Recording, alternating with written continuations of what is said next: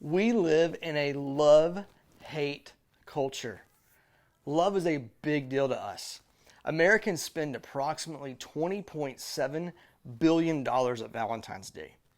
And at church, we talk about how God loves you and you should love one another. But then we also live in a culture where people love to hate on others. We make fun of each other. We bash each other on TikTok and on the gram. We even hate on people in our own lives. Now, we may not always say so out loud, but most of us have opinions on everything and everyone. Now, there's a lot that we could say about the different ways that people hate on people, but because I don't want you to check out on me too soon, we're going to talk about just one today. Gossip. Now, let me first off just say adults are just as bad at gossip, if not worse, than that of middle schoolers or high schoolers. You may be thinking, I don't talk about people, but I do know people all the time that do. But the truth is, we all do. With all the things going on in our lives and all of us claiming we are always busy, how is it that we've managed to find the right amount of time to talk about other people? Why do we have such a strong attraction to trash talking or gossip?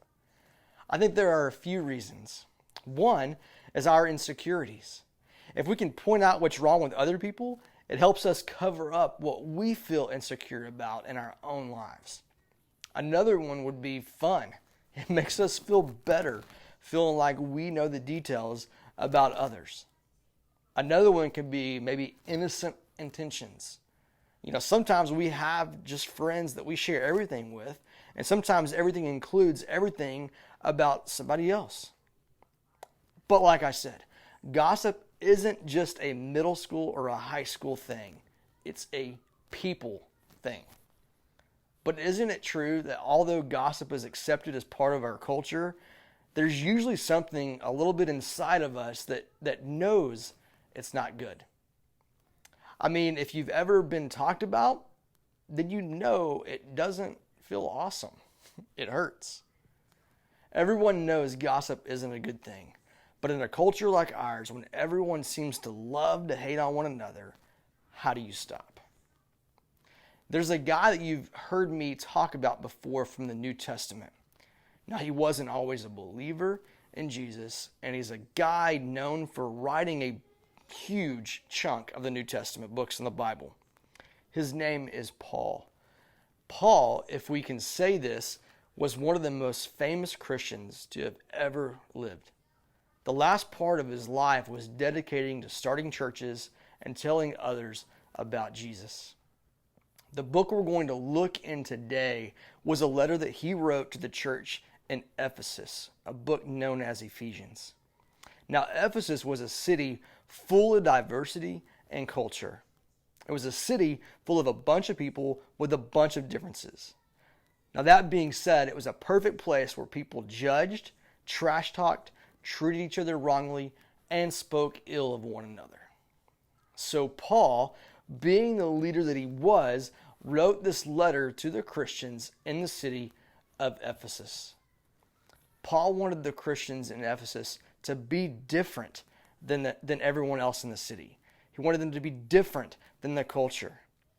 Here's what he says in the first part of Ephesians chapter 4, verse 29. He says, "Don't use foul or abusive language." Some translations say, "Don't let any unwholesome talk come out of your mouths." Now, this letter was originally written in the Greek language. That word unwholesome in the Greek is where we also get the word rotten.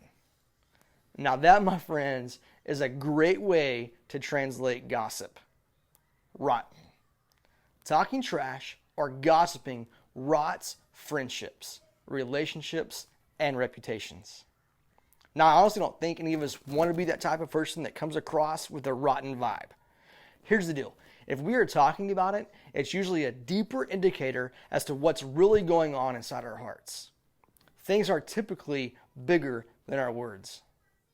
Jesus talked about this in the Gospel of Mark whenever he said in Mark chapter 7, verse 15, It's not what goes into your body that defiles you. You are defiled by what comes from your heart. See, according to Jesus, what comes out of you says a lot about what's within you. When you gossip, it shows something about you. It's an issue of the heart. All right, going back to Paul, what he was saying. He says in Ephesians 4:29, don't use foul or abusive language. Let everything you say be good and helpful, so that your words will be an encouragement to those that hear them.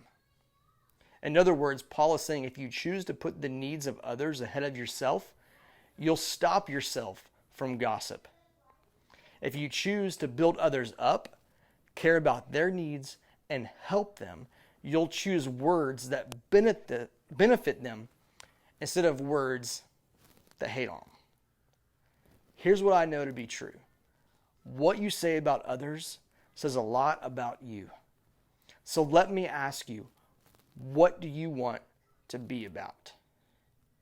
Do you want to be known as someone that loves and encourages others, or known as a hater? The good news is you have a choice. You get to decide who you want to be and what you want to be known for. We can seek to be the type of person that Paul is urging the people of Ephesus to be, people that let love be what you're about. Of all the things we could be known for, I think the greatest could be what Jesus says was the greatest: love. We all have a way of deciding what we say. Now, I may not actually admit to it, but a lot of us say things by our own answer to these questions.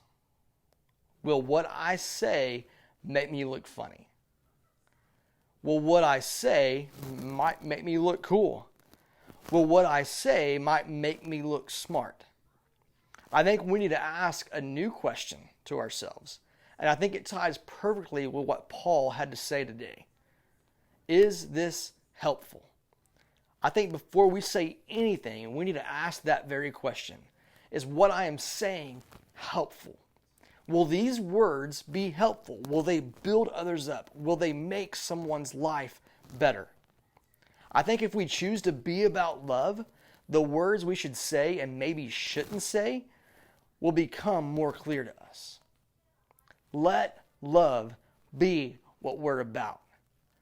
Could you imagine if even just the people from our church, our 516 student ministry, refused to judge, refused to hate, or talk bad about or gossip about others? Could you imagine if Christians were known for being all about love instead of hate? It would be so much more appealing to follow God if Christians would choose love. Let's let love be what we're about. Love you guys. Mean it.